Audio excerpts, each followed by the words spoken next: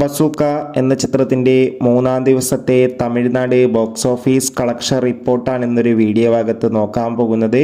വീഡിയോയിൽ മുൻപ് video like ചെയ്യുക, ചാനൽ സബ്സ്ക്രൈബ് ചെയ്യുക.